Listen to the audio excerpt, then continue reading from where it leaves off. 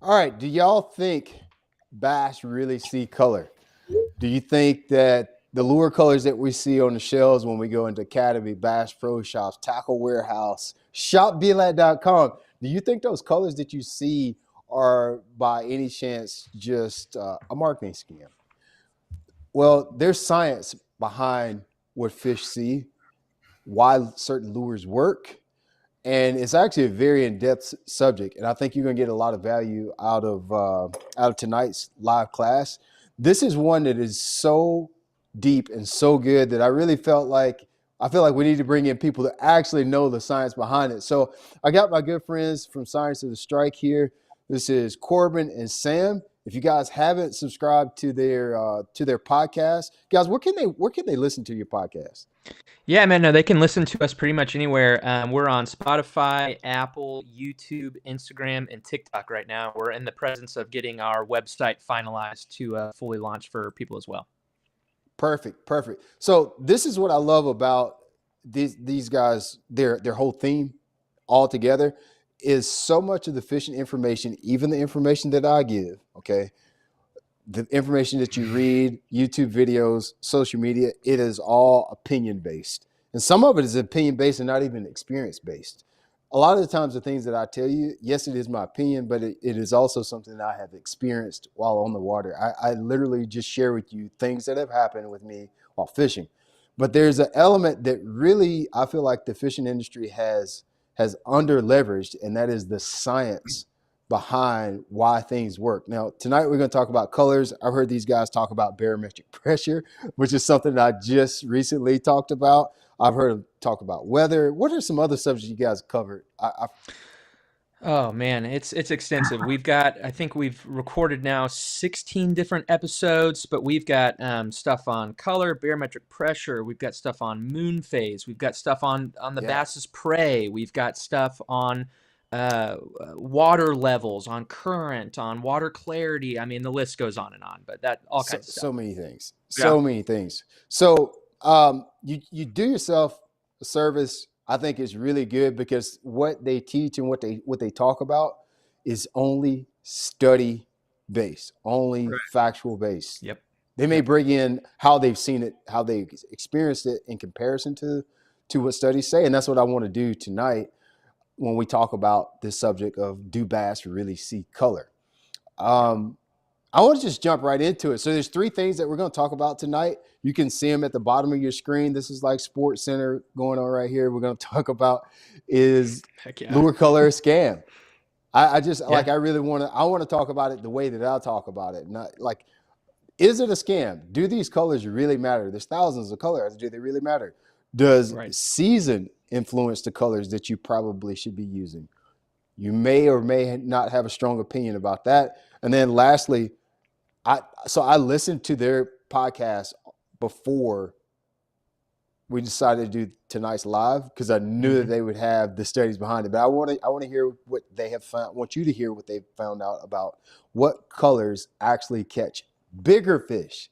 There's actually science behind what colors catch smaller and bigger fish, and so you're going to be surprised what the studies show with that. So Yep.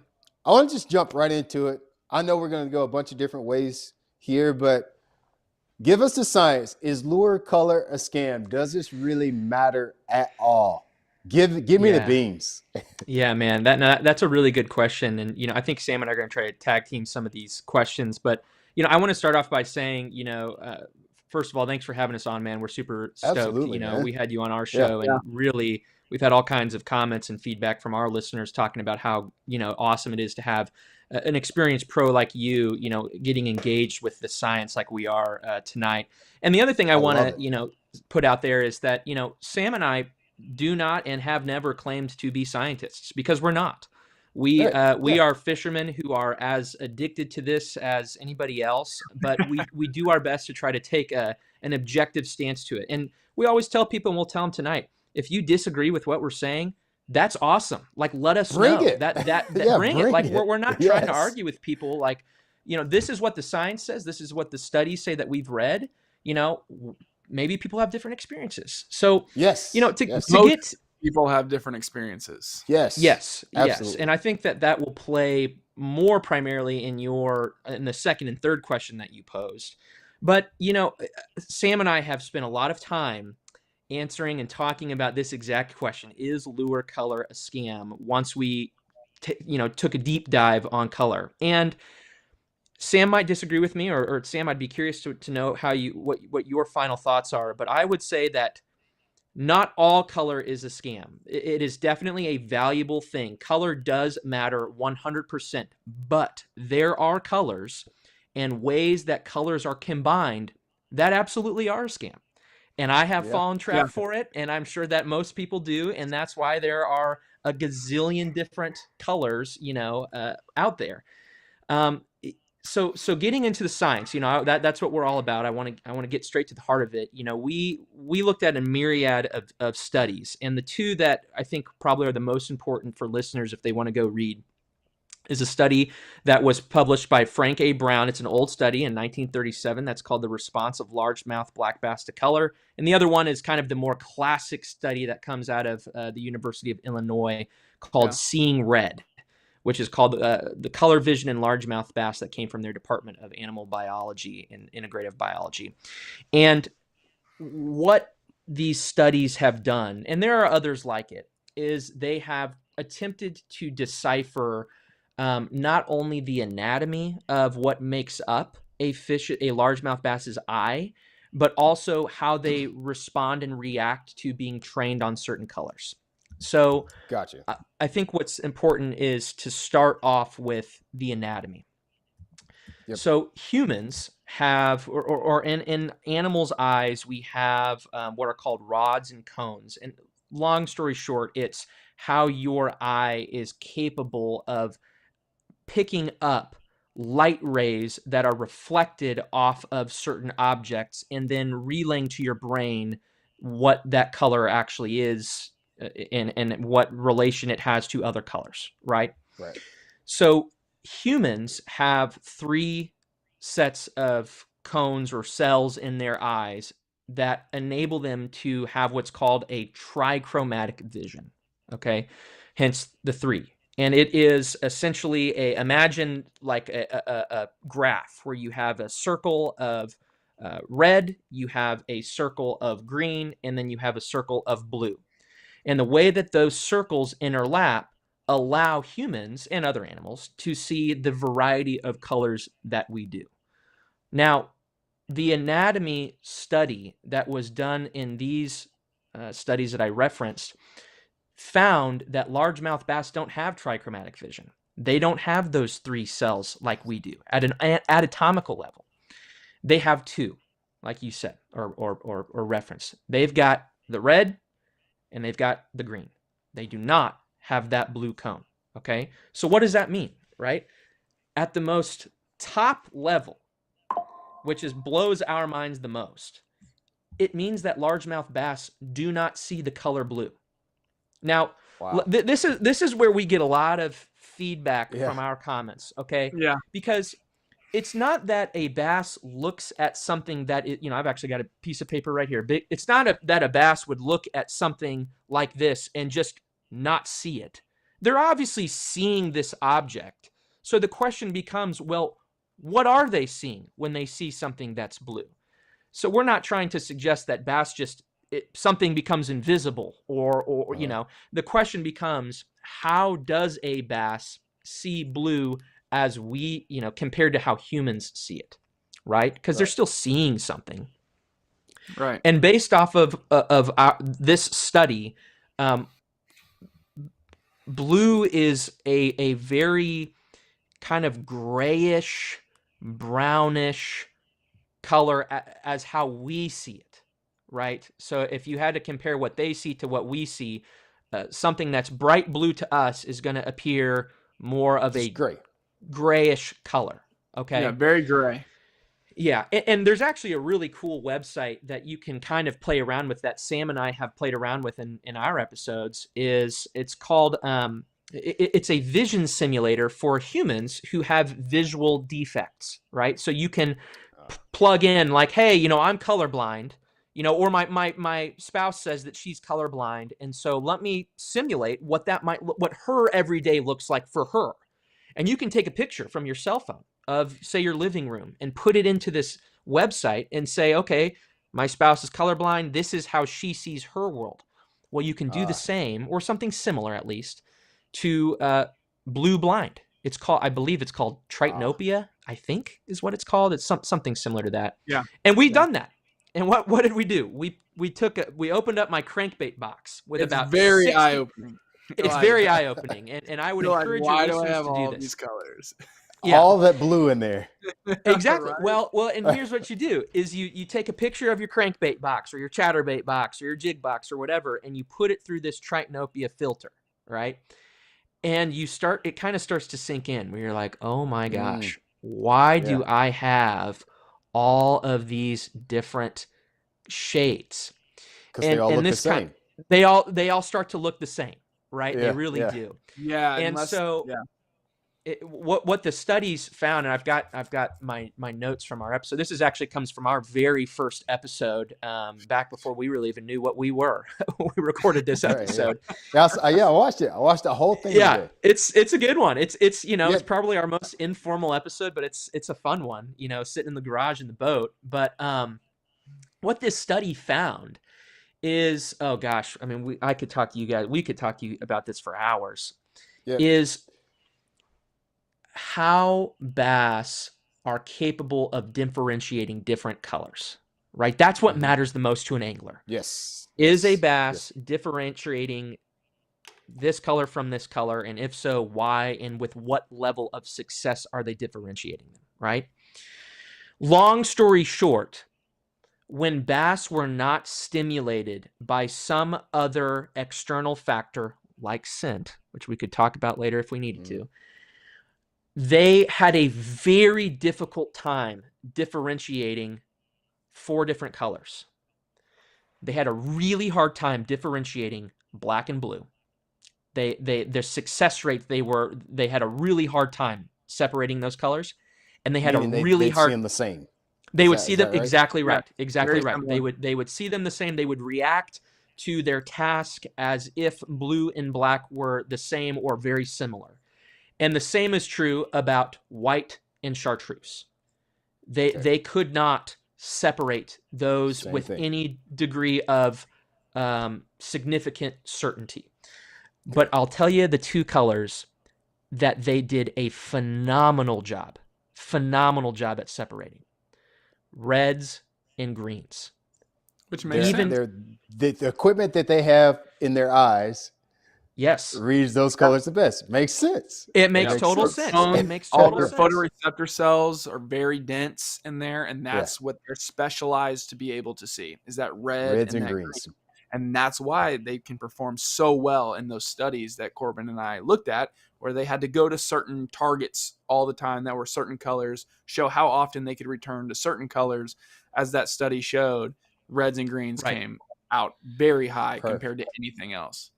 And man, I got to tell you, I'm already nerding out, but I'm going to nerd out even more. Nerd it out. Where I don't get it in. This might be the less exciting part of this study to listeners, but it is the most exciting part of it to me. So, for some context, the way that they executed this study is they had trained bass in tanks, and they had a row of cards, of colored cue cards. Okay, they had the red, green, blue, black, yellow, or chartreuse, and white. And what they would do is they would essentially, quote, train these bass to approach the different cue cards based off of a scent stimulus. So they were saying like, hey, if you approach red, you're going to get fed red. If you approach black, you're going to get fed, a piece of food, right? So that's how they kind of differentiated the success rates of a bass's ability to differentiate different colors. But this is where it gets so wild to me, and I don't even know if I have a good explanation. They took the color out of it. And so what they did is instead of having 6 colored cards, they had 6 achromatic cards, aka gray. They had like gray cards. Achromatic means gray. Different shades of gray, right? Exactly. Different Okay. shades Yeah. of gray, but Lack of those color. shades, yes, lack of color, but those shades still gave the same amount of value of photon reflectivity as its colored counterpart. So what that means is, let's say we're looking at the red card, and then we're looking at the achromatic version of the red card. They're still giving the same photon value, if that makes sense. Okay. And photons are light reflections, and is that right? Yeah, yes. Okay. And so what I'm saying essentially is this achromatic lineup that they had was still bouncing off the same amount of light as their colored counterparts, right? Okay. The bass were still capable of discerning the red and green from everything else, even From without it, even though they were achromatic. They would just, to humans, it would look like a lineup of gray shaded cards. Okay. The bass were still capable of discerning the red value and the green value from everything else. Which I don't even understand why, and that doesn't really, I guess, matter as like from an angler perspective. We more care about colors, but that's exactly what I was trying to figure out in my brain just now. So my eyes just been, I'm like, what does that mean for us? Yeah. Yeah. So it doesn't. What it means to me is and if you listen to the show, you hear Sam and I say this about every episode. As anglers, we are not giving enough credit to the bass. We're not. Nobody does. It is just unreal, the anatomical structure that these fish have and the carnal capacity that they have is way greater than what we usually think. Okay. Yeah, and we studied the brain just to like jump in, and like that aspect of the brain is their largest and most advanced complex in the brain is their visual system that they have. So like their optic technum is huge and very, very advanced, and that's part of, I think, this that we're kind of talking about here is like why that red and green can become so important to them. I mean, just think about it. We're talking about, is their lure color a scam? Think about green pumpkin and how well that sells. Why is that sold? Fishermen have figured out over a long series of trial and error, not knowing the science, that green works really well. Why would green work really well in a green lake? It doesn't make a whole lot of sense, but they see green so well. Well, it pisses me off because it's not even green in the first place. It's brown. Yeah. It's neither green or brown. It's not, and it ain't, gosh dang, not a piece of pumpkin in it. Yeah. So we got to fix that. That's right. But listen to everything you said, though. All that information that you just said. Okay, the number one question across the top of the screen is do bass see color, and does color matter? It's like color matters, but just only a few color matters. A few colors matter. Does that make sense? Color you're exactly matters, right. But just not all the colors matter. That's exactly right. And to be honest with you, after we did this study, you should see how Sam and I have changed our approach to color selectivity. It's unreal. We have cut out huge chunks of our box because it's redundant. For example, a great example of this would be black and blue jigs. It's always black. We throw a black jig. Or we'll throw, for some reason, if we think that we want to get something more of a brownish gray pattern, I guess you could throw like a sapphire blue. But really, where a black and blue jig is going to matter most is not because they like or can see the color blue. It's the contrast between, say, like a bright sapphire blue and a black. But a great example where Sam and I don't care about anymore is you can go out and you can spend $17 on a white chatterbait. And then you can turn around and spend $17 on a white chatterbait with a chartreuse stripe going down the center of it. It doesn't make any difference. Not matter. It does not matter. No. According to the science. According to the science and looking at different optical simulations that show somewhat similar to how a bass might see, you can't even pick them out. You put a white and chartreuse crankbait through that website I was telling you about, the whole thing's white. I'm telling you. Yes. That's exactly what I was about to ask. So this jerk bait right here, it's white pearl on the bottom, chartreuse side, fades to dark. Is there a difference? I think we talked about this on the class that I did with you guys. Is there a difference And even though it's a hue of white between chartreuse and white, is the chartreuse a brighter white, a different vibrance, even though it's not showing up as chartreuse like this line is? Does it show up as a different vibrance? Does that make sense? Is it a more brilliant white than actual pearl? Does that make sense? Yes. That is exactly where your mind needs to be. You are spot on with how we try to approach this. The short answer is yes, because what matters is going to be different tonalities when you start getting into colors that they see the same, right? So a white and chartreuse, they might see that color the same in terms of, yes, exactly right. And for the listeners, he's holding up a piece of white paper and a piece of chartreuse line. Chartreuse fishing line. Yeah. So this will look more brilliant. I'm assuming the chartreuse line would be more brilliant white than this is like my teeth. Yeah. Okay. Yep. And then this is like my granddad's teeth. like extra, yeah. Or no, wait a minute. This would be the brighter. No, this would be somebody with veneers. Okay. Yeah. And this would be my teeth. That was a horrible analogy. But no, it's a great analogy because look, when you look at a jig, Sam mentioned a green pumpkin jig earlier, and you look at a green jig and it's got 4 different shades of, or 4 different tones of green. They're not seeing those tones of green as different tones of green. Now they might be expressed. Yeah. Now look, they might be, if you want to get really ticky-tacky about it, what matters is going to be how much light is really afforded to the different tones, right? Okay. Yeah. But that makes sense. And that's why, look, Sam and I we do this with our jig trailers, and we're designing a jig with Outcast Tackle to do exactly this. We've been working on colors. We've been working hard to do it. You want contrast, right? That is going to be, if you're trying to get something to stand out, that's going to be your best way of doing it. So throw a green jig with a black trailer on it, or throw a white jig with a red trailer on it.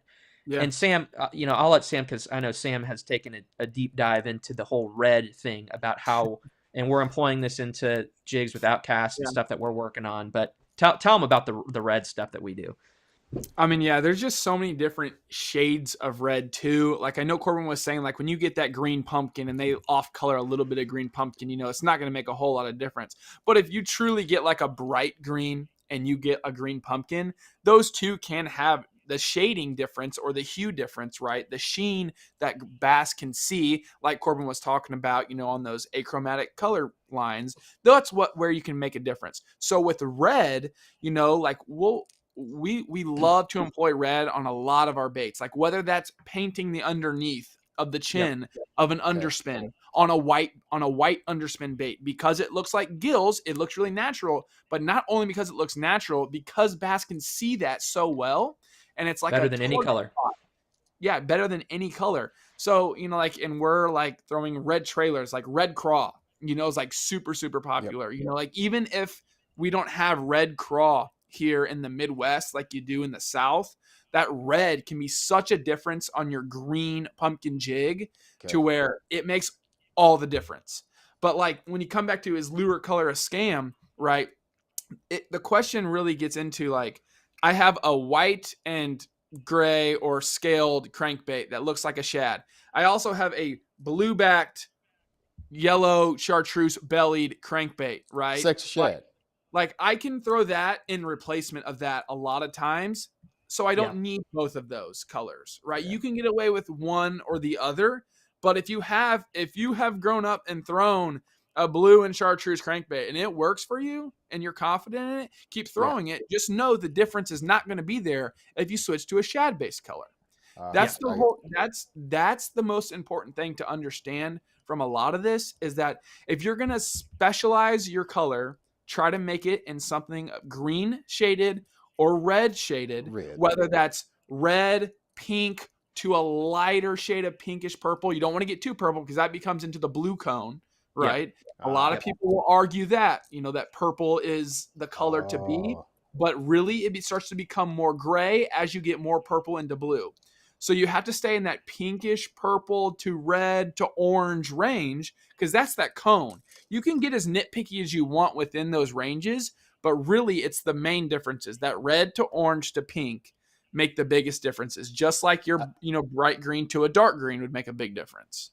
I think that's really important. You hit on something there for us to make note of as anglers. When we say that the bass has the two cones or two rods or whatever the case may be, whether it's rods or cones, and it's only red and green, but those two colors have a myriad of spectrum of colors. So it's not just like, it's not going to be just this red, like the string right here. Correct. Red, oranges, correct, pinks. That's all in the spectrum of red. Right. Likewise with green. I'm not even sure what's in the spectrum of green, but it's not going to be just Christmas tree green. There's colors in that spectrum of green. Correct. So it doesn't mean you're just going to have a Christmas tree looking tackle box.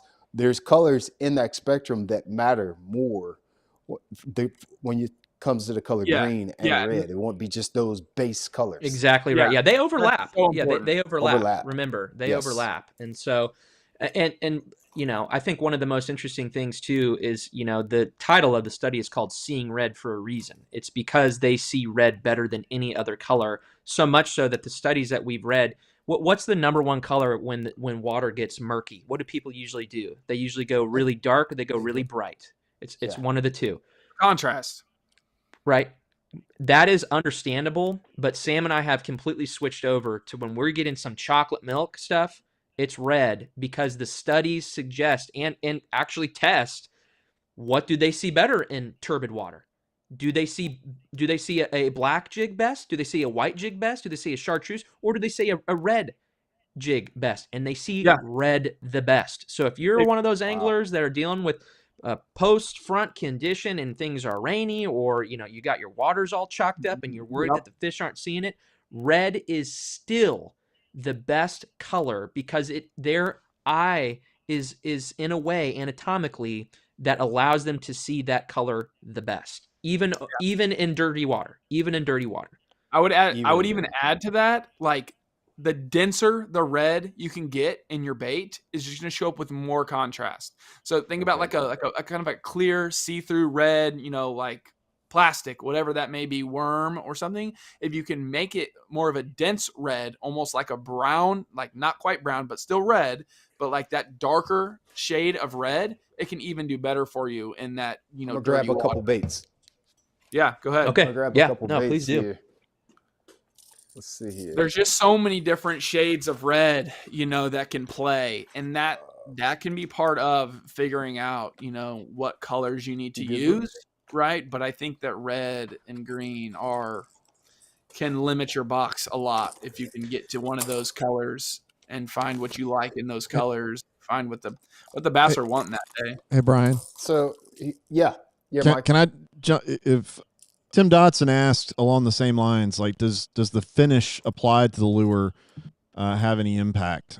So I don't know if you want to. That's a good question. If you want to dive deeper in that with the density of the color. Y'all want to talk about that? The finish? You think the finish matters? I think he was really kind of alluding to that a little bit, but like the flat, like this is a Yozuri right on the bob. This got more of a flat finish to it. Yeah, more of a matte. And so this is not really red, but it's kind of red, and it has a shiny finish to it. That is a good question. We love to do that. It does matter? It does matter. Oh, wow. It matters, so I know, it matters with sun more than anything. Yeah, that's what I was going to. Oh, my bad. Well, yeah. See, there you go. See, I got that gloss. Yeah. Yeah. And to be honest with you, you're still... Like, I would say that finish matters in terms, like what Sam said, in terms of reflectivity that is going to come from a shine or a glitter or a glisten off of the bait rather than the color, because they're still associating that same chromatic and like photon value in their brains to the bait, whether it does or does not have, say, an epoxy finish to the outside of it. But that epoxy finish in time can, create a flash, which is always going to be important, right? I mean, I guess you have conditions with cloudier conditions where some people try to get away from a flash, actually. But in terms of We've done them that. seeing color, I don't think it makes a whole lot of a difference. That's a big deal here. I think I do I think it really matters? Most of the time when we're throwing crankbaits in the winter, it's usually in a stained or muddy water situation. So I don't think knocking, I mean, we take shad wraps and take a Scotch pad to them and all that. I think that's one of those things is here more than it is for the bass. But I am very familiar with what Tim is talking about, knocking the sheen off of them, or maybe perhaps having a bait that has more pearlescent paint to it because it like a candy red versus one, like this Yaziri here. Yeah. It's completely opposite. But most of the time when we're throwing crankbaits, in my situation, it's always stained water. And I personally can't see how it would matter enough to invest my energy into it. And Sam and I are always, trying to be as transparent as we can be when we don't have science to really support what we're saying. And we have read stuff about in our turbidity episode. I remember Sam talking to us about reflectiveness as it relates to getting fish's attention, but we have not read any studies as it relates to that reflectiveness and its interaction with color, which is the topic tonight. So we can't speak to whether or not that reflectivity impacts how a fish sees the color.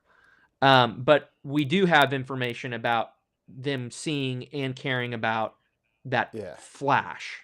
I think the science is hidden because you have without light, you don't have any reflectivity. It's just like if I had a mirror in the dark, there's nothing reflects. And so we know if we have stained water that we have loss of light. And so I think the science would have to say, it would like disagree with itself if you were to say an extremely, and I don't mean turbid water as in green water. I don't mean like low visibility. I'm talking about wintertime, muddy, stained water, back of the creek, way up yonder. Like that water, it has to be dark. It has to be pitch black dark below, I don't know, a foot or two. It has to be. Yeah, I mean, like how can it not be? How can it not be? Right. So I think you do have to take in account that, which seems like a whole separate science quiz when you talk about how much light really is reaching where my bait is. Because we can talk about all this science with the color, but then if we're not exploring how much light is at 15 foot, how much light is at 20 feet with the water clarity. If I can jump in, Brian, I actually just looked that up. I was curious myself. I don't know if y'all are going to talk about this, but the color fall off, because I'm trying to understand why would a bass not see blue? So UV red falls off first. And this is a quick Google search. So they're shaking their heads up and down. So that's good. 15 to 20 feet for red, orange next at 25 to 30 feet, yellow 35 to 60 feet, green lasts longer, and then blue penetrates deepest, reaching hundreds of meters, according to the internet. So, which is why the ocean shows up blue. So maybe it's because they don't need to see blue, right? If you just filter out the environment that they live in, does it help them see everything else? I don't know. So the thing that you have to account is what the bass see, because we have, and that's probably coming from a human perspective, we have the three cones, red, blue, green. Bass only have red and green, so that's why they don't actually see the blue at depth.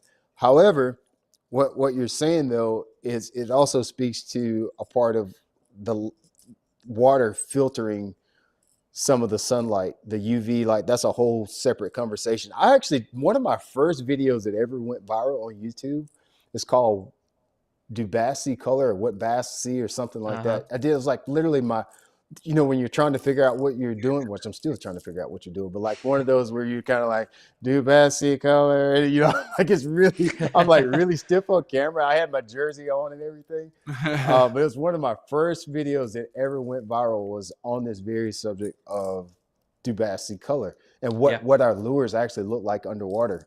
Because it always just ticked me off why Morning Dawn works so well, or even Chartreuse. Why does that work so good? It just always ticked me off why that works so well. There's another color that's popular.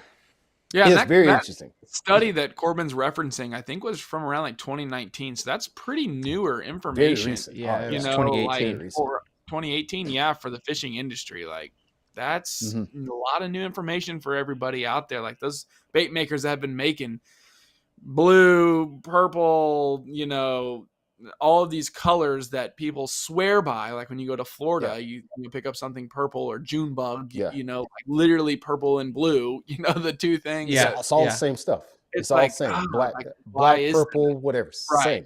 Same. Right. Same. Right. So, okay. Yeah, that's good stuff. Let's jump to this next question here. So I want to talk about season influence. And do you think is there any science that says that perhaps season influences what colors work best? I have some opinions about this, but I want to hear if there's any science about it. Yeah, that's a really good question. It's a very loaded question.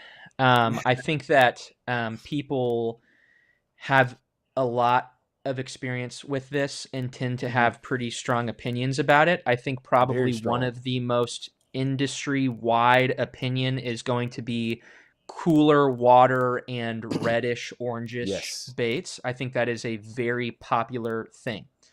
Now, Sam might disagree with me. You might disagree with me. Everybody who listens to this ever could disagree with me. I tend to think that the reason that a color might shine in a particular season is largely going to be based off of the forage. Now that might sound silly, but no, it doesn't sound silly. We do. We've got, I think, 4 episodes out now. We believe that in order to understand the predator, you have to understand the prey. So we've done some deep dives on bluegill, crawfish, crappie, shad. We've got a whole slew of other ones that we want to do next. So we've looked into this, and in my opinion, I think that is why certain colors might shine best. I don't want to derail us from something that is very important and a principle that Sam and I still absolutely believe and agree with, is the concept of match the hatch. Right? We talk about the importance of bringing out reds and greens and the importance of realizing that there's not a difference or not much of a difference between black and blue or yellow and chartreuse. But you are never going to, like if I pull a crawdad out of the water and I try to mimic my jig as closely to that color of that crawfish as I can, while the bass might see my jig or crawfish differently than how I see it, you're still replicating something similar to what they are already seeing. Maybe the blue pinchers on the crawfish aren't actually how we see blue, but it is still representing what that bass is seeing in its environment. And so I don't want our conversation about these bright colors, while I think underutilized, and we certainly are working hard to, incorporate them into our fishing more, are important.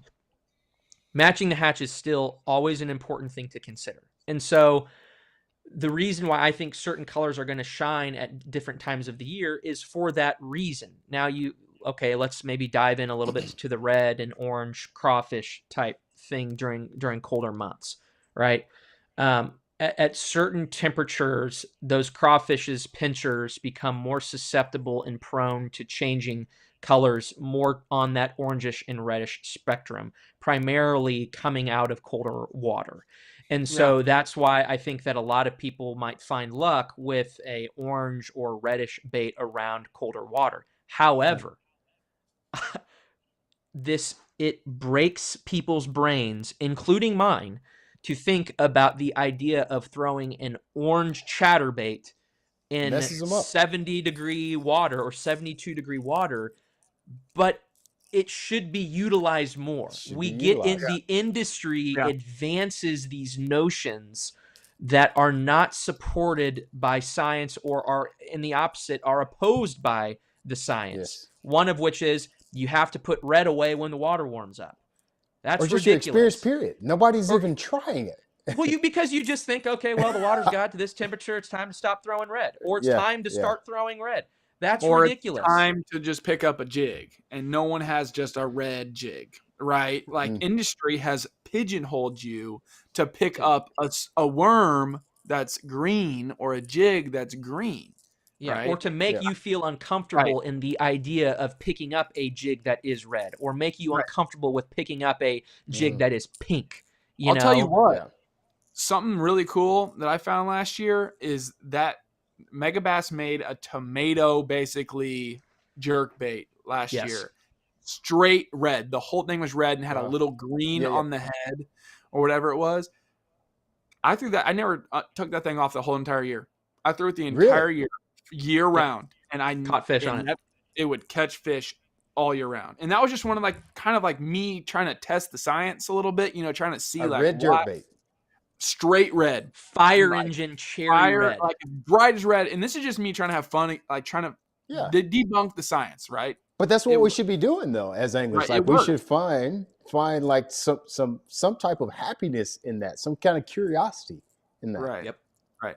So coming back to your question, does the season influence the color? Like Corbin said, I think, yes, a lot of people have grown to know that red and that orange because of how craw changed in their pinchers and their color, but also because of how murky the water usually gets in the spring. Absolutely. From all the rain, snow runoff. Absolutely. What did we talk about earlier? The red can be seen so much better in those murky waters that plays into it as well. So red plays super, super strong in the spring because of all of these different things. Industry has already figured that out. All of the great anglers have found red works really well. Now, why do they put that up? I don't know. That's what we have. I have an opinion on why. I can tell you from experience why. It has a lot to do, and we've kind of already talked about it, but we haven't intentionally talked about it. The reason that we as anglers end up using red a lot more in the winter, or maybe even exclusively in the winter, and then kind of goes away in the summer. Yeah. My dad has figured this out. I don't know how, but I'll tell you that story later. It has a lot to do with just where we are fishing. Where are we putting our baits? You already kind of said this. I'm reiterating it. It has a lot to do with your water turbidity just because of rain, shorter days, snow melt, wherever you live. The water is just going to be more off-colored in my region of the country this time of the year all the way until April. It's just going to be off-colored. Okay, which works for us as anglers. I've always thought it works for us. Now, when on my home lake where I fish, this may not be the same in Florida. It may not be the same in Kansas, Missouri, Washington State. It may not work this way.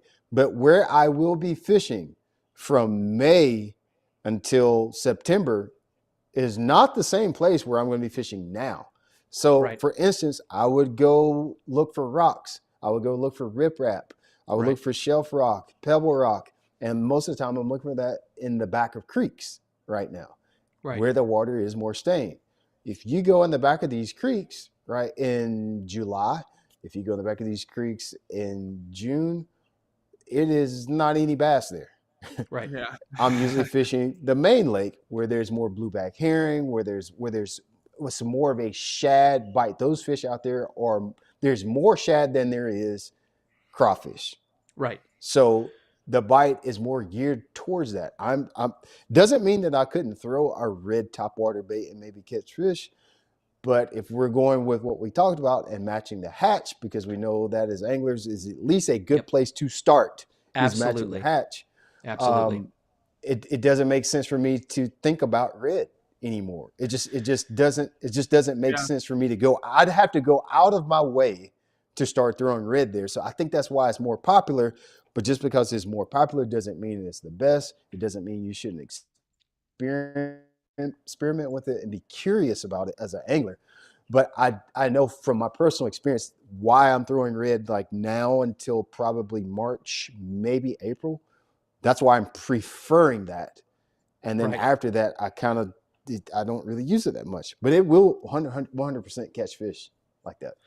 Oh yeah, no, for sure. And like you said, starting with matching the hatch is always a good place to start. And Sam and I mean, we there's nothing wrong with that. And the science supports that, obviously. So there's nothing wrong with that. But what we try to mess around with is, if you're really into the sport like we all are, we're all about not just, you want to fine tune it, right? You want to get it as Yeah. fine tuned when you're out on the water, you want to get it as fine tuned as you can. And so for us, what we'll do is, say, okay, let's say we're not throwing something red because for whatever reason we're not throwing it. The fish are chasing shad, right? And we don't necessarily want to be throwing that red. And let's say I'm throwing like a white crankbait or something like that, and I'm catching a fish here, catching a fish there. Instead of saying, "Hey, I'm going to throw on a crankbait that has a white crankbait with a chartreuse stripe going down the side of it," I'm going to throw one that's got a pink top on it. I did that a lot this past year when I'd be on a different type of bait or bite, and I'd start messing around with colors that are inside of that spectrum of visibility. Mess around with pink. I'll tell you what, you should, and Sam can confirm this.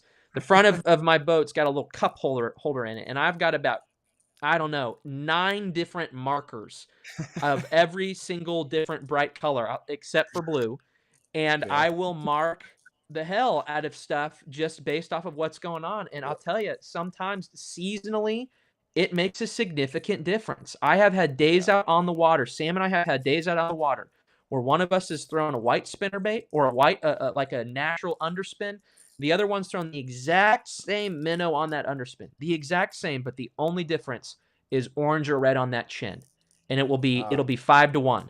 Well, in terms of the fish that you catch, and so you're using that seasonal understanding of how the forage behaves to inform where you can start, but also in different ways that you can experiment, and try to fine tune things in. That's what we do a lot of the time is start with something natural. And if it's not working, go towards what we know that they can see scientifically. Go towards a green, throw in some red tinsel to something, throw a red stripe down the side of it, throw orange, something like that, Just try to grow your confidence a little bit. You don't have to go and throw something straight pink tomorrow or straight red tomorrow or, whatever. Just be like totally off the wall. Just add a little, incorporate a little bit, and you'll see the difference.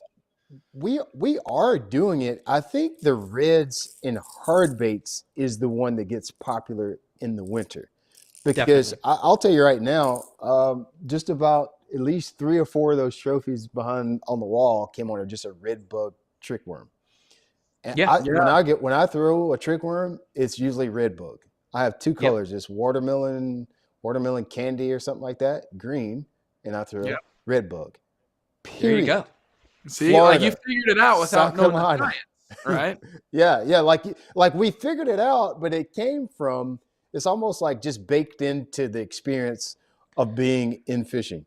We threw red bug when I was a kid, and since I have history with red bug, I throw red bug. I would love to sit here and tell you that I figured out that red was good because I knew that the bass have red and green cones in their eyes. I did not know that science. I used red bug. I got bit on that bad boy, and that's what I kept throwing. I won Seminole. That was red bug. That was a red bug trick worm. That's what it was. Yeah.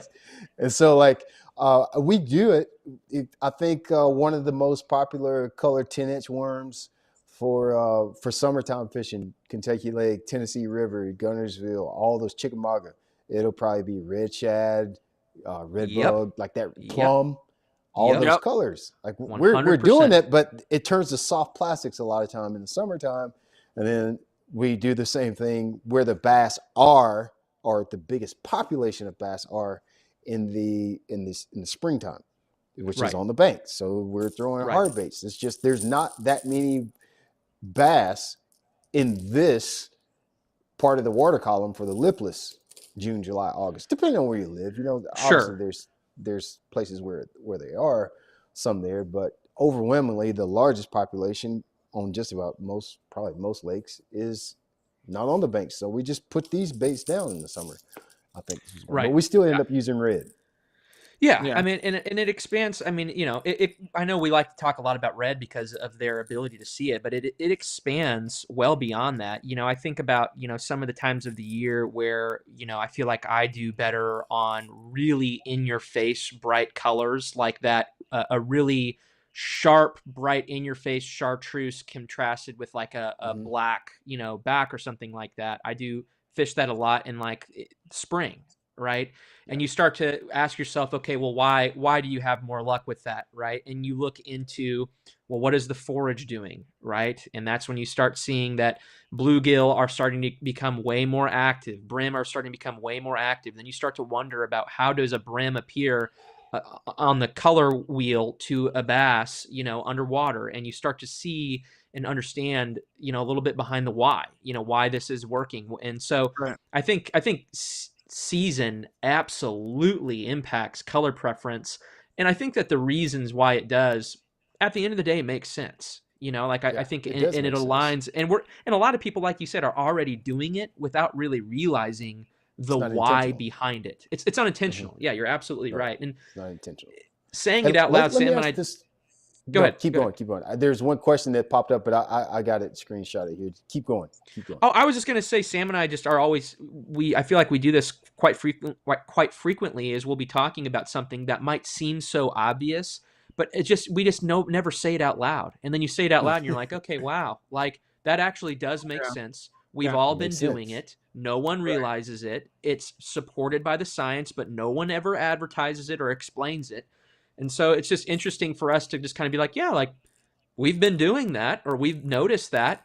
And now we understand that scientifically, biologically, and anatomically, it makes sense. It's supported. It's backed. It all lines up. Yeah, it lines up. That's refreshing. That is. I know. As an angler, when science lines up with what you're experiencing, it is a refreshing experience. It's like your confidence, it grows. I don't know. It's like Wheaties for your brain when science lines up with what I know what I'm doing with your experience. Yeah, I know what I'm doing is right. Exactly. Because so many times you don't feel like you know what you're doing. You really don't. You really don't. And that's for everybody. So let me ask this question. This is a good question from Ray Brunetti. He says, are we generalizing? Are we generalizing all bass? Are largies different than smallies and spots? That's a great question. I feel like the biology behind all three should be the same, if I'm not mistaken. But that could not be the case, because I think smallmouth are in the brim family, and if I'm not mistaken, brim have whatever is mono. They only see one color. Is that correct, or is that incorrect? I feel like the science says yes. So here's what I'll say. We have not gone deep into the differentiation between how those different subspecies see and cannot see. Now, I would feel comfortable assuming that if not the same, it's probably similar between how a smallmouth and spotted bass might see different colors. However, I do think it is obvious that there are behavioral differences between all three subspecies, so much so that I would want to look more into it before saying definitively, yes, they all see the same. Obviously, there's a lot of crossover on all of this. And so I think it's probably safe, like I said, to assume that to a certain extent they are seeing the same or something similar, but we have spent almost all of our time, not all, but almost all of our time, really honing in on largemouth. We have obviously plans to expand. We're going to try to host this podcast for as long as we can. Yeah, we want to get into smallies and spots, and I mean, we've got guys with requests on walleye and catfish. So we're going to expand, but right now, because there's so much content out there, we've really honed into largemouth. So I think that's that conversation is gonna be. I think you'll have trouble finding information, especially on spotted bass, because that has not been a competitive species for years until as of recent. Number one, we didn't have true spotted bass fisheries until as of recent.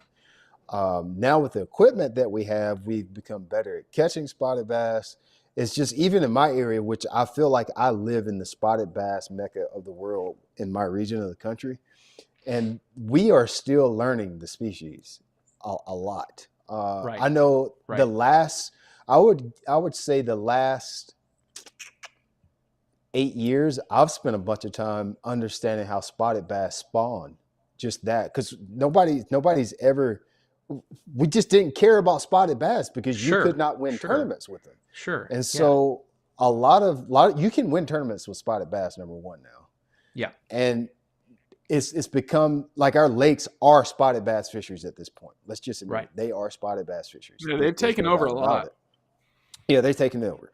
And so I have had a lot of fun just understanding when they spawn, how they spawn, where they go, how long they spawn. I am very much, I don't have science to prove this, but I do have experience that suggests that these spotted bass aren't spawning every year, or at least doing the ritual.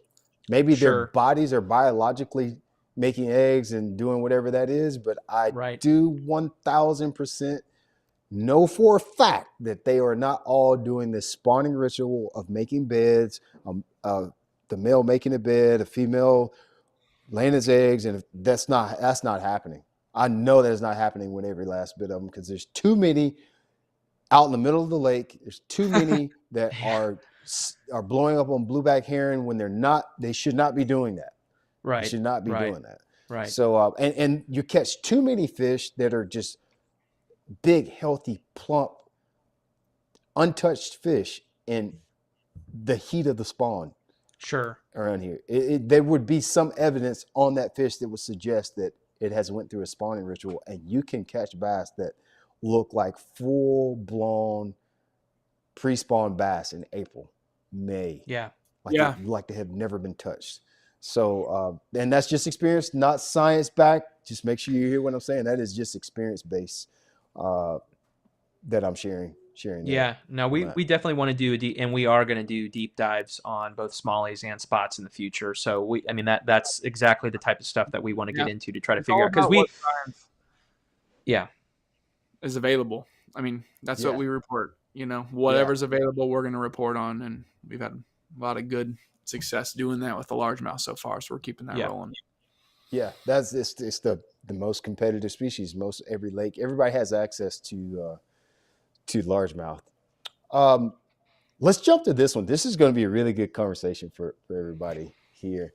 So I was listening to the podcast, and there's evidence that suggests that certain lures statistically catch bigger bass. So let's talk about that. What lures catch the biggest bass? Is that a thing, first of all? And how does this work? I love this part of the conversation. Yeah, this is wow. Everybody and their dog has an opinion on this. And it is hard, I would say, to unequivocally say definitively it is 100% always going to be this bait catches the biggest fish no matter what body water you're on, no matter what time of year. I think that that's really hard to do. But we have read a lot of science that either directly addresses or somehow quasi addresses this exact issue. So where do I begin? For starters, when you're talking about the most fish, you're not worried about size. I know this question is about size, but just for some context, when we're talking about what type of lure is going to statistically catch the most amount of fish, it's going to be something that is imitating some type of microinvertebrate. Okay. So that could include, Largemouths, some type of insect styled lure. Now, let me explain the science behind this. As a largemouth bass grows, it goes through phases of what it can and cannot, but will not or does not eat more of. Okay. So as a bass is in its premature phase, it is going to consume primarily and almost exclusively those microinvertebrates. Your mayflies on the top of the water, your different little tiny things that are swimming through the water that are bug-like. And as those bass grow, they become more piscivorous in nature. Okay. All right. Tell us what that is. Piscivorous is going to be. We're country people. Fair enough. That is going to be a piscivorous diet is one that is focused on fish, eating consuming other fish. Now, obviously, largemouth bass consume a huge and wide variety of not only fish but also micro and macro invertebrates. Your crawfish, your other, like I said, bugs, and then obviously a wide variety of fish, bluegill, shad, all different types of brim, everything, essentially. They are the apex predator usually in the lake that they're in. The studies that we read consistently revealed that oftentimes the larger class fish were targeting crawfish. Yep. And that was even when faced with the presence of large shad-eating bass. Okay? Now, that is not universal. And neither the science nor are we making a universal statement that a jig is always going to be your way to catch biggest fish. But throughout the studies that we've read, the consistent theme is that a jig is going to usually produce a bigger fish. And I say jig because what I'm really trying to say is a crawdad or crawfish type imitator. That's what I'm saying. Now, there are obviously exceptions.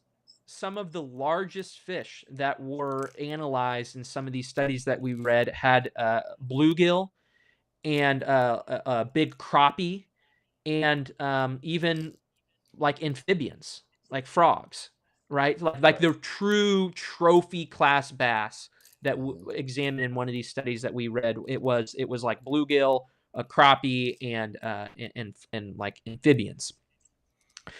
So what lure color catches the biggest bass statistically is kind of a tricky question to answer, to be honest with you. I mean, you have obviously your whole class of guys who are, your big glide, big swim bait guys, which we have spent a significant amount of time, energy, and money trying to get, fishing. I mean, we fish an 8 to 10 inch glide probably just as much as we're picking up a drop shot, to be honest with you. So we're on both ends of the spectrum. But I think the reason, God, it's hard to, in a way, we are speculating as to why they might be targeting those crawfish and why those bigger bass tend to target crawfish. I think a lot of it has to do with the availability. I think a lot of it has to do sometimes with predictability on different molting phases and seasonality on how crawfish reproduce and how they behave very differently and distinctively as water temperatures change. The bass all know this. They are well apprised as to how to play the game. And so they know how these crawfish are behaving. And I also think that it's probably an easier meal sometimes, than chasing down a 13-inch gizzard. Yeah.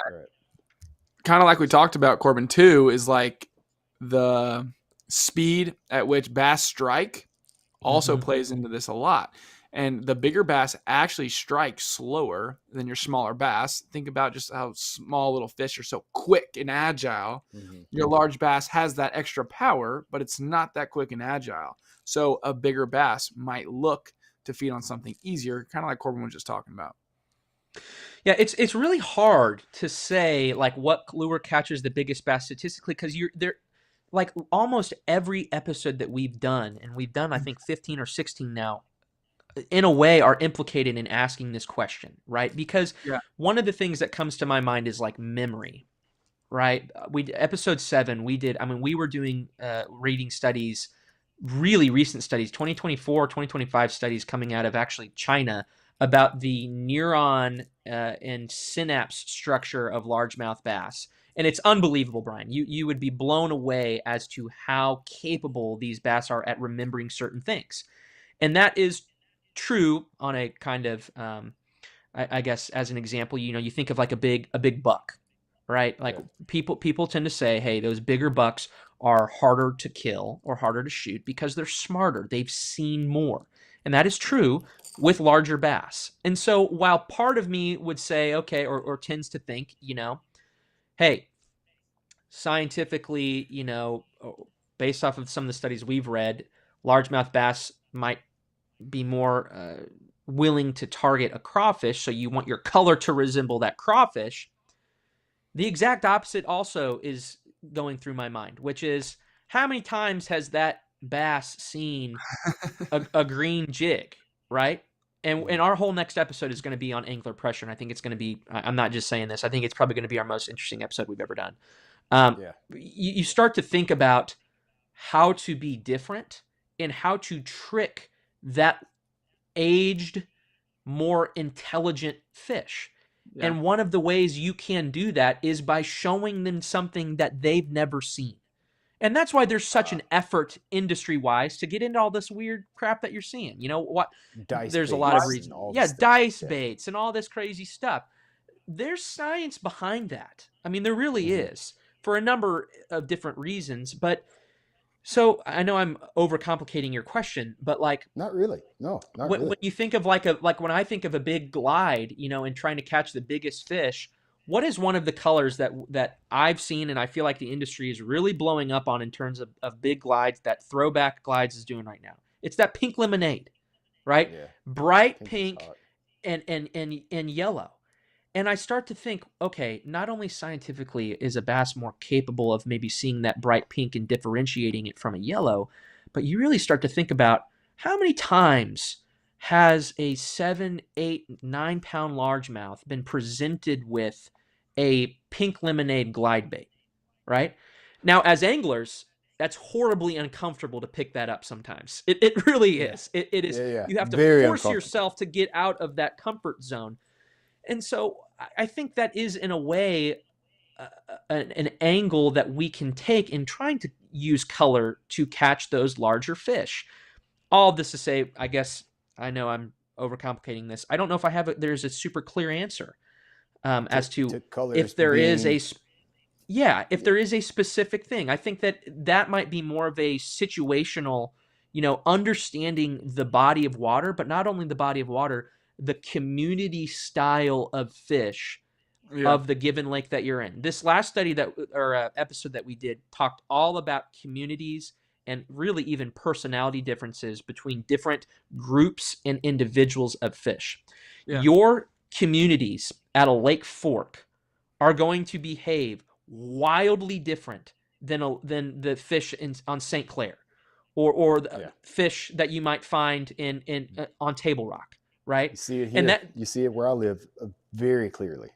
Right. Yeah. And there's a number of reasons that is true, but you have to understand what you're working with on in terms of how these fish behave, I think, to be able to get down into the nitty gritty with this. I don't know. I feel like I'm just talking in circles. Sam, what do you think? Well, I mean, if we're just going to go strictly off the science and what the research has shown that we have, you know, spent hours reading about the bigger bass eating crawfish more than anything usually in the studies. Now, there's obviously outliers to every study, and there's going to be a bass that's going to eat a big bluegill one day instead of a crawfish. But if you're really trying to find that color that catches the biggest bass statistically, try to find a crawfish in your lake. And maybe you try to mimic that as best you can. That's about as best answer I think you're going to get from what the science has shown us. Yeah. Now, in the most recent studies. Now, that's not saying a big glide bait is not going to catch the biggest bass in the lake one day. Of course. But statistically, to the science, crawfish are in most of the large bass's bellies.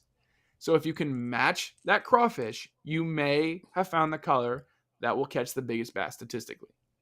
Well, and what do people always say is, jigs get a big bite, right? That's kind of the thought. And there's a number of reasons why that's true. And I don't want the listeners to be confused. We're not saying that a jig is your ticket to catching the biggest bass in any lake that you go to. That's of course not what we're saying. Of course, there will be times where a jig is not the most effective bait to be throwing. Of course, there are times. Like a plastic craw too. Like it could be anything like that. Yeah.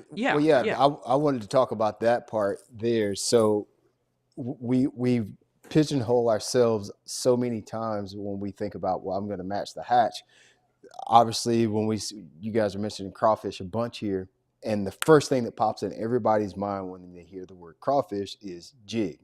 Yep. Slow down, slow down, slow down. One of the best crawfish imitators is a crankbait. That thing noodling around on the bottom And that's what a crawfish does a lot of times. If you've ever watched them, anything that moves really quick and then stops, that's what crawfish do. If you've ever seen them on the bottom, they move really fast, just and then they just kind of settle to the bottom. That's why you pause your retreat. Wacky rig. That's why wacky rig works so good. What does a wacky does? It goes clap, clap, clap, and it just settles, just like a crawfish. The Ned rig is a crawfish imitator. Yep. Carolina rig, plastic of any kind of chunk, it is rooting around on the bottom. It is a bottom. You're creating a bottom disturbance. I would argue that anything that roots around on the bottom is in some way imitating a crawfish. Anything that you use that you're crawling. That could be a chatterbait. That could be your shaky head. That could be anything that you put on the bottom. I would be willing to argue that that is now imitating a crawfish. Corbin, I remember when we talked on your podcast about Florida and a lot of the bass in Florida eating crappie. Or we may have been talking about that just in general. It may not have been in Florida, but I remember sharing with you, one of my friends kind of got on that years ago. I'm like 15 years ago talking about he thinks that's why the big jig works so good in Florida, because it's representing a crappie. And you mentioned like, man, we just don't throw enough crappie baits. We don't throw enough crappie baits. What if we are? And we're just not intentionally doing it. Oh, I'm sure. So when you're throwing a chatterbait, who's to say that that's not imitating a crappie? When you're throwing a spinnerbait, who's to say that that's not imitating a crappie instead of a shad? A lot of these baits that we're throwing, in our mind, we're being intentional about it mimicking a brim or mimicking, a shad or blueback or gizzards. But we don't know. I don't think there's any way to ever figure out what the bass really are seeing, but it can be representing a crappie or a crawfish or whatever else crawls on the bottom of the lake where you live. It's not always locked into a jig for crawfish and a crankbait for shad. Those baits in context can mean a lot of different things, because there's been a lot of big bass caught on deep diving crankbaits dredging the bottom. For sure. Is that a gizzard dredging the bottom? I mean, I don't think so. I don't think so. But maybe, but I don't think so. I completely agree. I think it would be irresponsible of someone to suggest that we can know that when a bass eats your lure, what it thought that it was. Mm-hmm. I think that you might be able to categorically, if I'm throwing a spinnerbait, I think I can probably pretty realistically throw out that bass didn't think it was a crawdad, but who is to say, like you said, that bass didn't think it was a bluegill, a crappie, a shad, a herring? Who's to say, right? Especially and that's why we know about color now, especially with what we know about color, and that's why we spend a good amount of time diving into understanding the prey, right? Because if you can really start piecing together how they behave, then you can kind of start to trim that down a little bit. But you'll never hear Sam and I saying, "Oh yeah, when you throw that bait, they know exactly what it is." Yeah. No way. Yeah. You're trying to stimulate certain biological and ecological triggers in an animal. That's what you're doing. And so you think about it, right. And so what we try to do is we try to think of the animal and what makes that animal tick, and try to appease to certain parts of that animal at certain times, based off of what is going on in its environment and in its life cycle. That's really what all of this boils down to, is understanding what makes them tick and appeasing to that. And so while I don't think that we could probably say that certain lure color catches the biggest bass statistically, I think that it goes back to a lot of what we're talking about, and a lot of what we have talked about on our show too, is what do the bass statistically eat the most of? Why are they eating it? And then also, how can you be different? That's I think we're always going to encourage our listeners to really take this into your own hands. Try getting out there and experimenting. I cannot tell you how many times Sam and I, since we started this, how many times we've been out there and looked at each other and go, what in the hell are you throwing?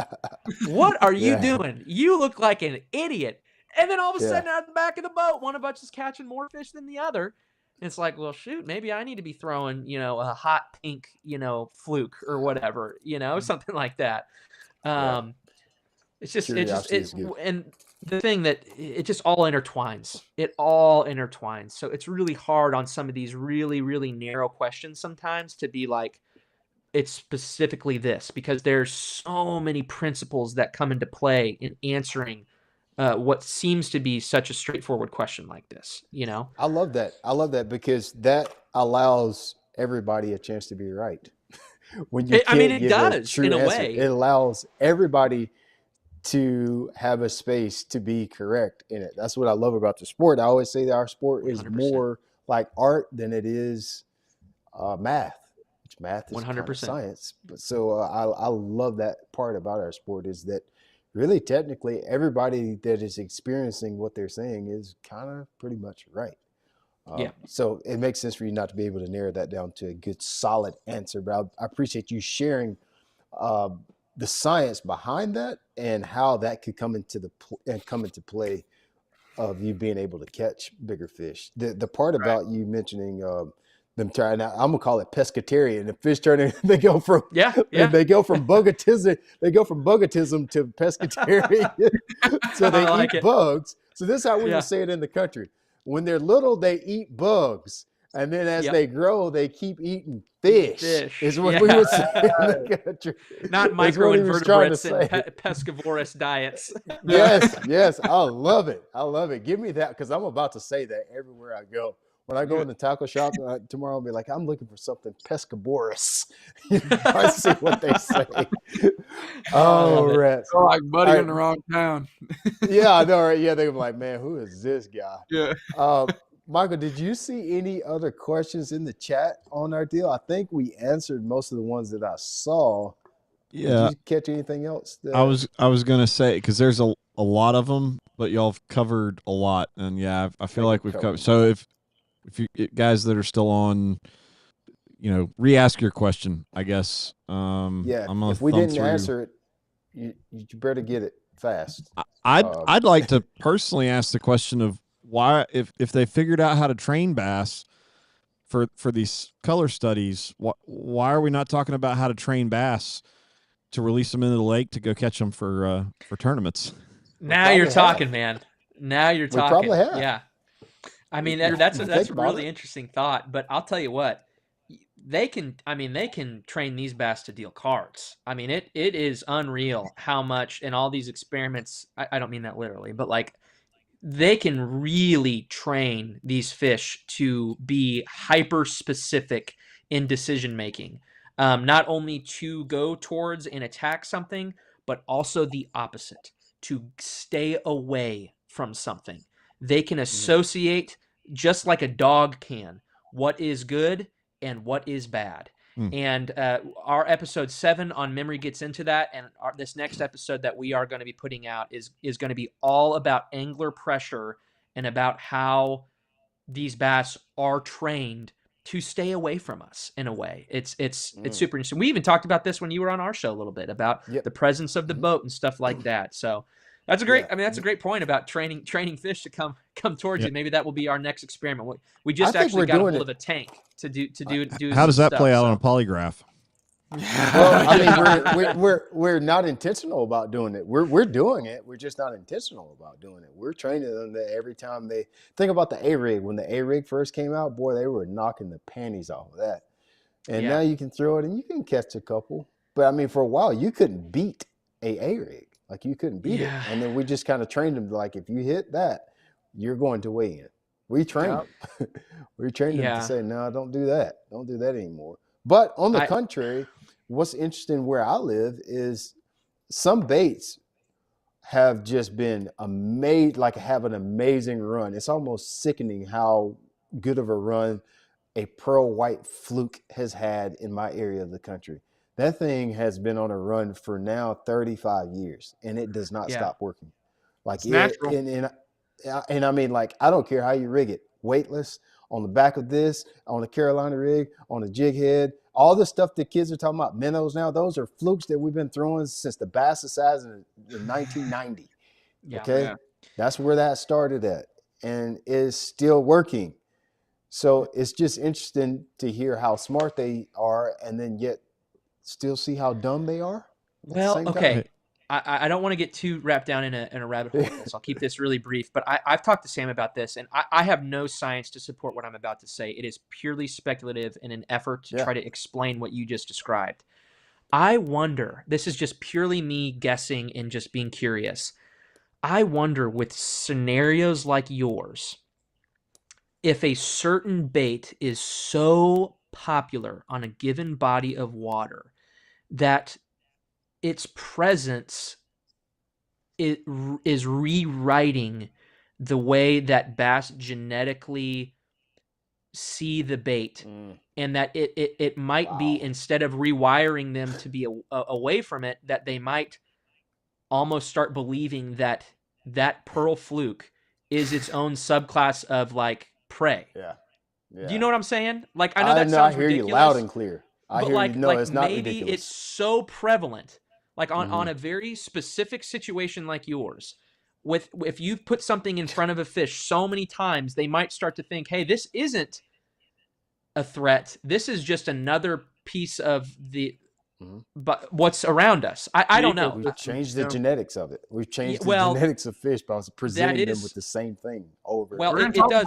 We're talking about it. It does occur. That's not an if. That is 100% that we are rewriting the genetic code of bass. Right. It's undisputable, and we're going to get into that. But I wonder if that goes the opposite way, though. I don't have any science on it. Maybe we'll figure it out as we continue to research for this next episode. Right. I don't know, but it's a good conversation. Mac Toon dropped a question in. What does he say? He said, since bass see dichromatic, how is UV affecting bait casting? And is it being utilized? So they can see more UV than we can, right?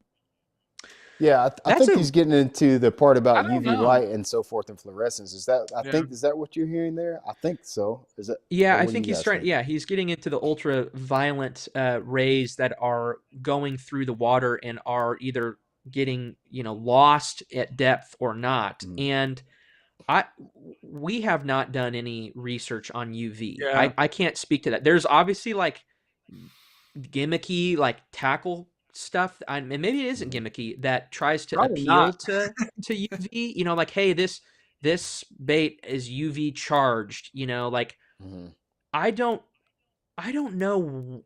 I really don't know why, anatomically, why a bass would be more equipped to see ultraviolet rays than anything else. I don't understand how its ability or inability to see a blue, color spectrum would somehow in turn enable it to see UV better. I don't know.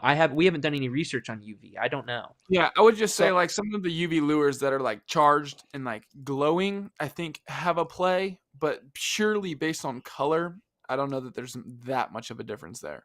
Well, I don't know. Yeah, I think what Mac's getting at is it whatever it is, it's not something we're going to see. So certainly, certainly, yeah. I mean, I don't know. I really know that it is a conversation that has been had, and maybe we'll add it to the list. We've got a long queue of things to look into the science of. We just haven't done too deep on UV. And you would think that studies like the ones that I mentioned earlier that are so deep into the, they were dissecting the eye of these fish and looking at the whole optic, system of these bass, and weren't referencing UV. I don't know if that silence means anything, but we haven't seen it in some of the leading studies as it relates that we've read. As it relates to vision. So I know that's kind of a non-answer, but maybe there's something out there that we haven't seen. There very well might be. We just haven't done this, the narrow study on UV. We've just focused on vision as a whole, and it hasn't come up. So I don't know. Gotcha. Good conversation. Right. Got one more from Jacob Wilcox. Okay. Should we be throwing colors that sort of blend in or go the opposite and throw colors that stand out. And I'll tack on to that. You talked obviously a ton of information. As you address that, can you give kind of a quick so what summary?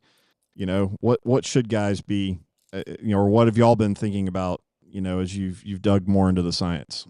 So, yeah, I think Sam and I will both give an answer to this. I think kind of the big so what, the big takeaway is, and Belat said it himself, I think you're never going to go wrong with starting off with matching the hatch. I think that is never a wrong place to start.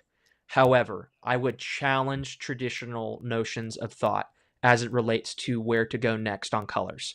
I would challenge the listener to be more bold in making color decisions, especially as it relates to the colors that they can see better. I would, if you are not catching fish on a green colored lure, instead of going to green and black or green and purple, you should take a 180. You should take a hard pivot if you're trying to fine tune something on the water and go to something bright red, say, or throw something very dark, throw something completely black. And Sam and I have really worked hard to do this. So instead of one of us throwing a silver bait and one of us throwing a white bait, we will throw completely. This is like, say, us in like a tournament setting or something like that together. We fish a lot together. We really try to differentiate how we approach a given day. I think that also can look like trailers being different. I think that it looks like having markers on your boats to be bold, to take a white fluke and put a red racing stripe down the side of it. I think that our brains have been so hardcore wired into what we see on the shelves at Bass Pro to where if it doesn't look like something we've seen before, we probably shouldn't throw it. And I think that type of thinking is wrong and is not supported by the science. So that would be what I would say. That's the so what. Yeah. Be bold. Yeah. The fish can see stuff and target stuff that people are generally told or made to believe is wrong. And it's just not true, and it's not supported by the science. I'm sure Sam has something similar. Yeah, I would just say, like, to answer that question, like, more specifically, like, are you trying to blend in or are you trying to be more bold?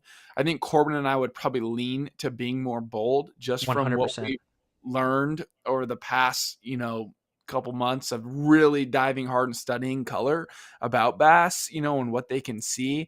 But like you said at the beginning, like, you have to respect what is found in the water. And if it's natural and that's what they're eating that day, then that's what you got to be throwing. You got to throw what the fish are going to want. That's what you're trying to do. Find what they want.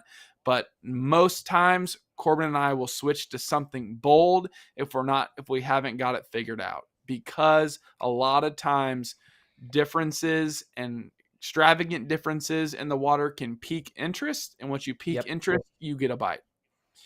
So visual hunters, it's their number one tool that they use in hunting is their sight. So why not try to branch out or appease to what they can see best in a bright color? Real fast. Like, I think that it plays a lot more of being bold and switching like that when you're in murkier and dirty water. If you're fishing in a very clear fishery, it might be more important for you to try to match the hatch. But in a fishery that is more murky, less visible clarity of the water, switching from that black to a red to a green, being more drastic, is going to give you better results usually.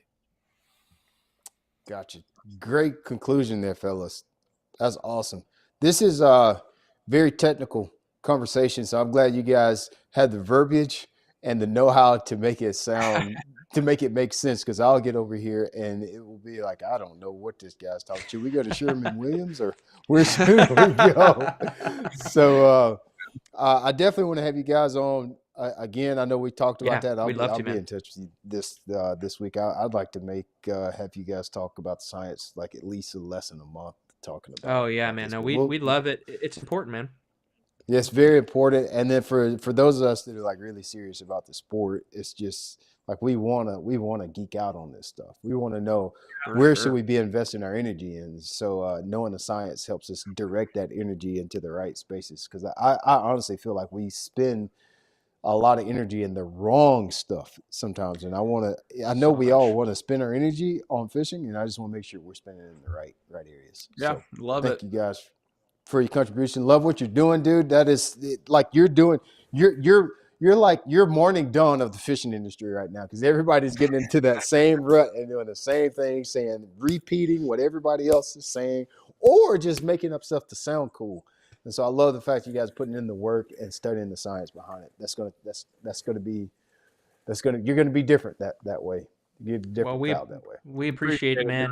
Science of the strike, baby. Check us out. Science of the strike. You got it. All right, thanks, guys. All right, everybody. Our next live, I think I have one Friday. That's our last live of the year. I'm pretty sure. Then we'll pick up in January and hit the road running.